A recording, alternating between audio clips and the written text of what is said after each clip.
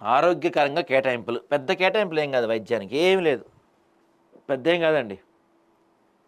దీంట్లో చూడండి, మనకి ప్రజారోగ్య సంచాలక విభాగానికి 1800 కోట్లు వేసుకోండి.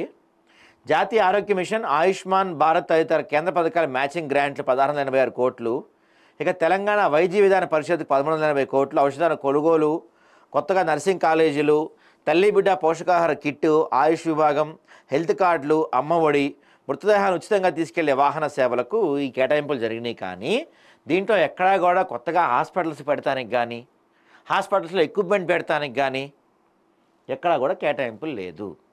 Same as usual. ఎందుకంటే ఇప్పుడు మీరు విద్యకి కానీ వైద్యానికి కానీ కేటాయిస్తే కార్పొరేటర్లు మిమ్మల్ని కొడతారు, మీకు భయం.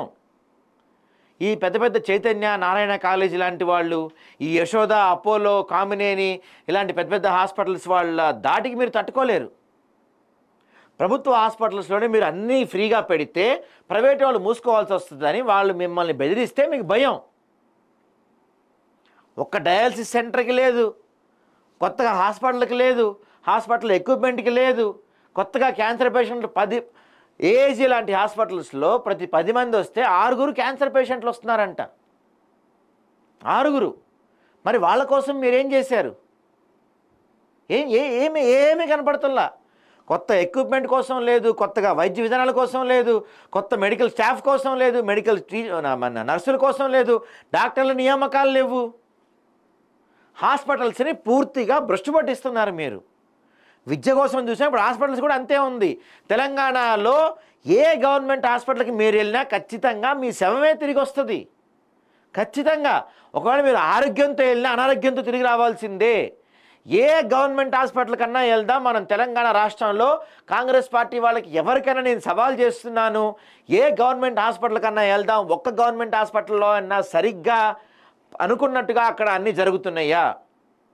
ఎక్కడ దాకా ఎందుకండి? మీరు అంటారు ఊళ్ళల్లో కొన్ని ప్రాబ్లమ్స్ ఉండొచ్చని. హైదరాబాద్ పోదాం రండి, ఉస్మానియా పోదాం రండి, గాంధీ పోదాం రండి, నిమ్స్ పోదాం రండి, నీలోఫర్ పోదాం రండి. ఒక్క చోటైనా కనీసం ఒక్క హాస్పిటల్లో అయినా అన్ని ఫెసిలిటీస్ సరిగ్గా ఉన్నాయా? ఎవడు అడగట్లా, ఎవడూ మాట్లాడతల్లా. విద్యా వైద్యాన్ని వదిలేశారు గాలికి. ఎలా అయితే ఒకప్పుడు మనం లంచం లంచం లంచం లంచం అని మొత్తుకున్నాం, పోంగా పోంగా పోంగా ఏమైందంటే లంచం మనలో ఒక భాగం అయిపోయింది. ఈరోజు ఎవడన్నా ప్రభుత్వ అధికారి మనల్ని 10,000 లంచం అడిగితే మనకు అదేం పెద్ద ఆశ్చర్యంగా అనిపించట్లా, తీసి ఇచ్చేస్తున్నాం. ఎందుకంటే లంచం మనకు అంత అలవాటు పడిపోయింది. అదేవిధంగా ఈ విద్య విషయంలో, వైద్యం విషయంలో మీ నిర్లక్ష్యం కారణంగా రాబోయే 5 ఏళ్లలో గవర్నమెంట్ స్కూల్స్, గవర్నమెంట్ హాస్పిటల్స్ దేనికి పనికిరాని ఒక ఖాళీ ప్లేసులుగా మారతాయి. చూడండి, రాసి పెట్టుకోండి. ఇప్పటికే ప్రభుత్వ హాస్పిటల్స్ వైపు ఎవడూ కన్నెత్తి చూడటం లేదు, ప్రభుత్వ స్కూల్స్ వైపు ఎవడూ కన్నెత్తి చూడటం లేదు. చాలా మంది పిల్లల్ని పోషించలేక స్కూల్లో ఒక పూట భోజనం పెడతారని పంపిస్తున్నారు తప్ప మీ స్కూల్లో మళ్ళీ ఎరగదీసి పాఠాలు చెప్తారని పంపించట్లేదు. అర్థమైందా? ఇక దిక్కు లేదు, చావే దిక్కు అనుకున్న వాళ్ళు మీ గవర్నమెంట్ హాస్పిటల్స్కి వస్తున్నారు తప్పించి, కనీసం ఒక 10,000 అప్పు చేసైనా సరే ప్రైవేట్ హాస్పిటల్స్కి పోదాం అనుకుంటున్నారు తప్పించి మీ గవర్నమెంట్ హాస్పిటల్స్కి ఎవరూ రావట్లేదు. ఎందుకండి?